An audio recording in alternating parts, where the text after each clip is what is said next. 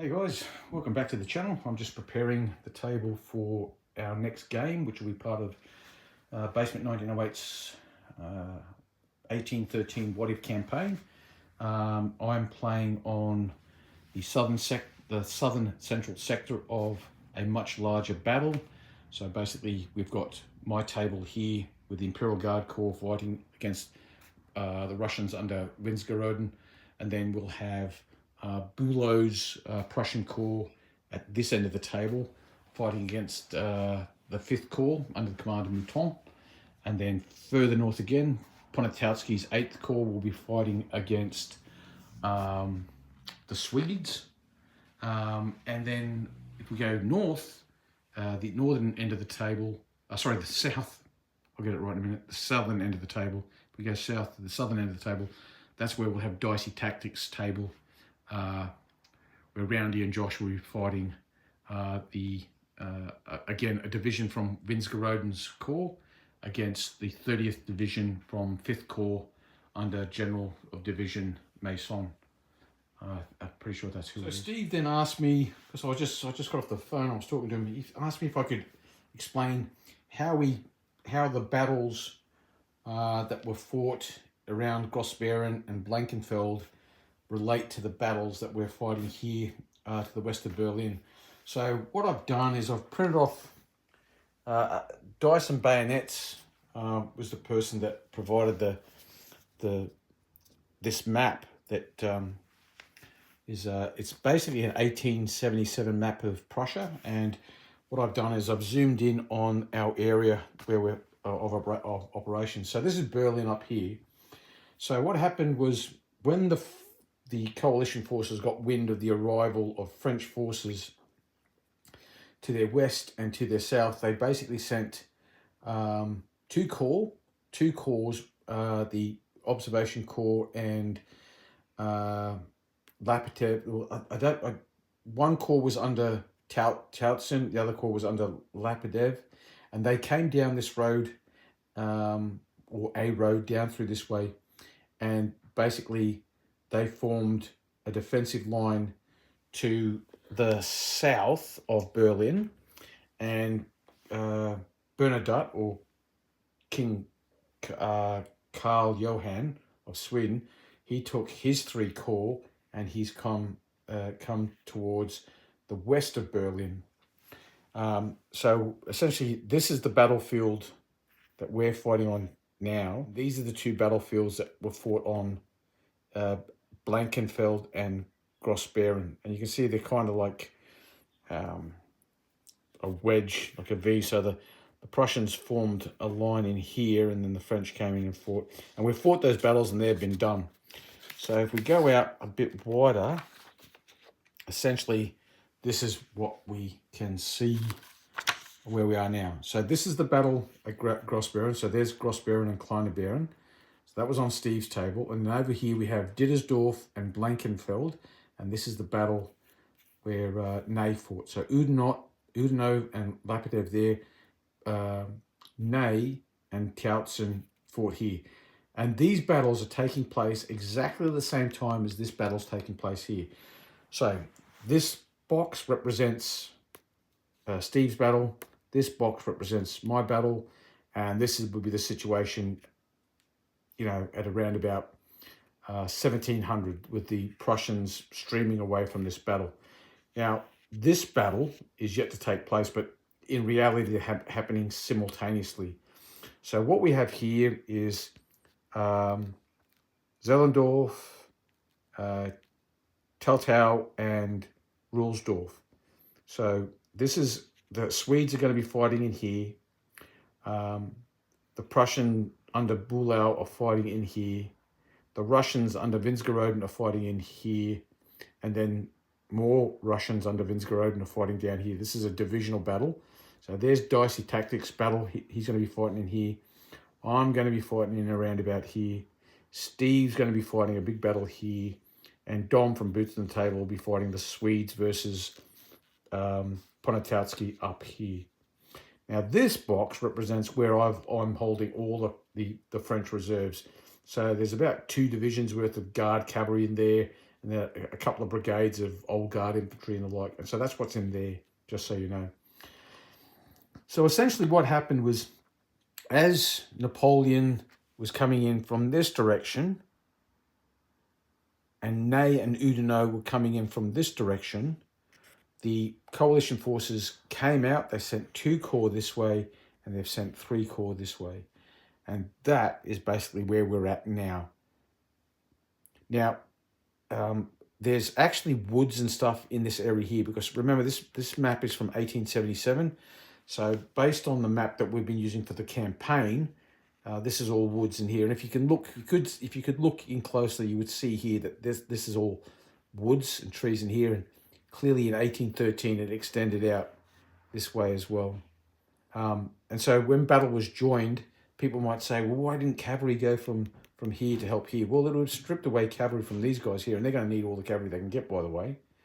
But more importantly, it's all well and good sending a handful of cavalry across country here. It's another thing to send entire brigades or regiments of cavalry this way. It's quite frankly, it just doesn't happen. And if you don't believe me, go out into the countryside and think about, okay, what if I was to walk in from this direction 4 kilometers that way, as opposed to driving my car 4 kilometers around, via a road. Roads are there for a reason. Roads make getting from one point to another point quicker and easier. But anyway, this is where the battlefields sit. So this battle is taking place at the exact same time as this battle is going to be taking place.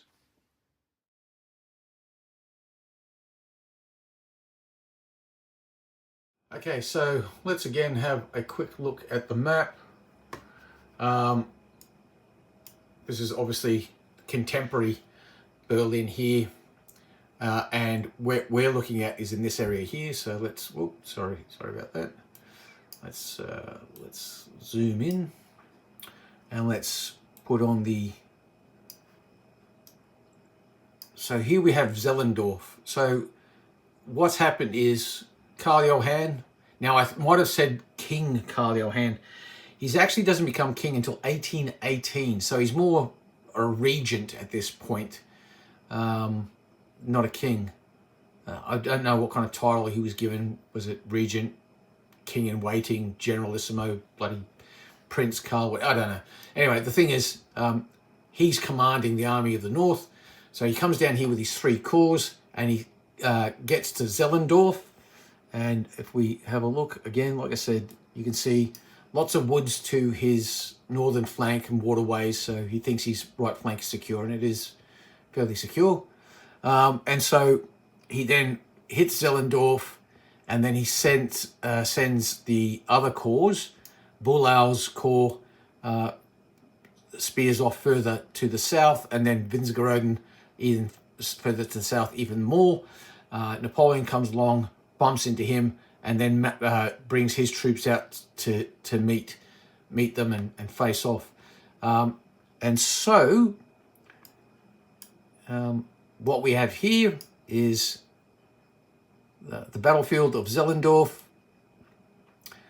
So the Swedes are up here, Prussians here, and then Russians down here in this area here. Now, why did the Swedes end up there, the Prussians here, and the Russians there? Well, the Prussians and Russians, it doesn't matter. That's just how they've come on from the line of march. But the Swedes, they want to be at Zelandorf because they want the road back to Berlin. Karl Johann, king in waiting, he's decided, if this all goes pear-shaped, I'm doing the best to look after my Swedish army the best I can, and that means I want to be on that road to get back to Berlin, and then further north, up to the Baltic, and back to Sweden. So that's why they're deployed the way they are. And just again, for a bit more reference, so you have a better understanding, Zelandorf, Teltow, Rulsdorf, so that line in there, that's our current battlefield. And at the same time, Grossbeeren, Kleine Beeren, Dietersdorf, Blankenfeld. Blankenfeld, Dietersdorf, that was where Ney was fighting. against Tautzen, Grossbeeren, Kleiner Beeren, in through here. This is where Udino is fighting Lapiev. So that, as they say, I'm just trying to get the, as we say, is all she wrote. And so now we're fighting here. Zelandorf, Teltow, Rulsdorf. Okay, I think that makes it perfectly clear. I hope so anyway.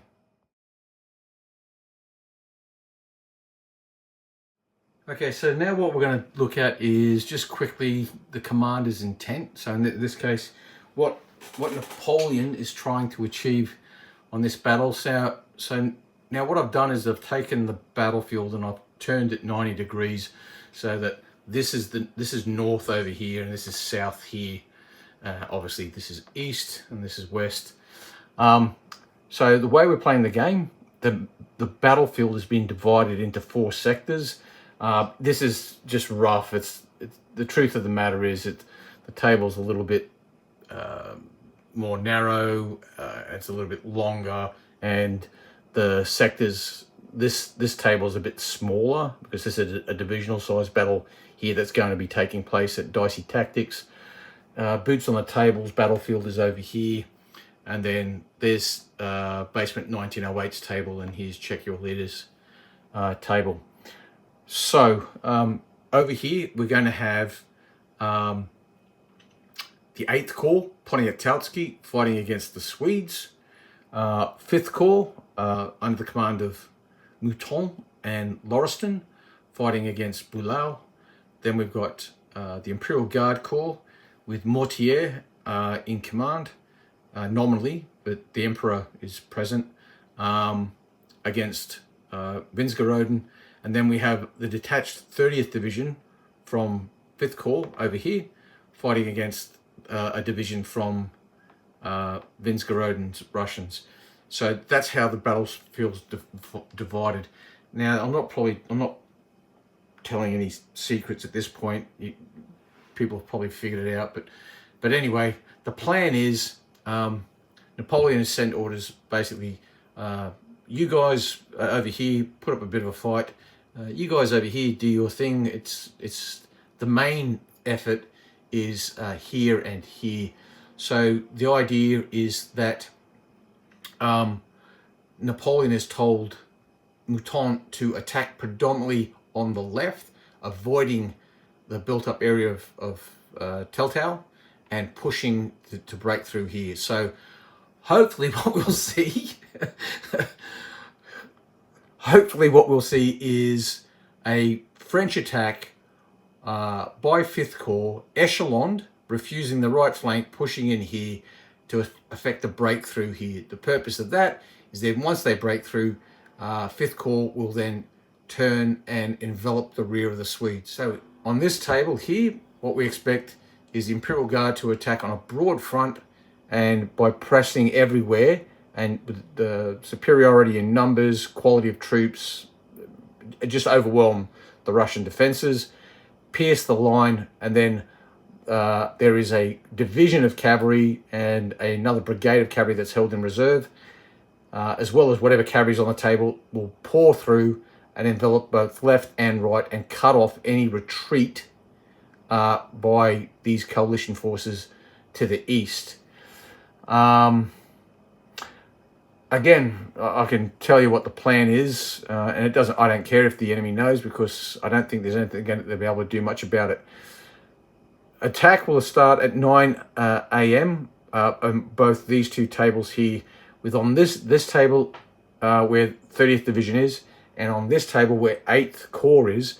They have been told by the Emperor, you are not to commence any attack before 1100. So in other words, these two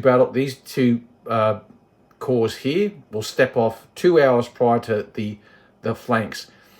The idea is either the Russians over here or the Swedes over there will either seize the initiative and launch their own attack, thus giving up their favourable terrain, or they stay where they are and then eventually when they are attacked, by that stage, hopefully in the center will have effected breakthroughs here, and these units will be locked in, engaged in combat, and making disengagement far more difficult for them, and then they'll get enveloped.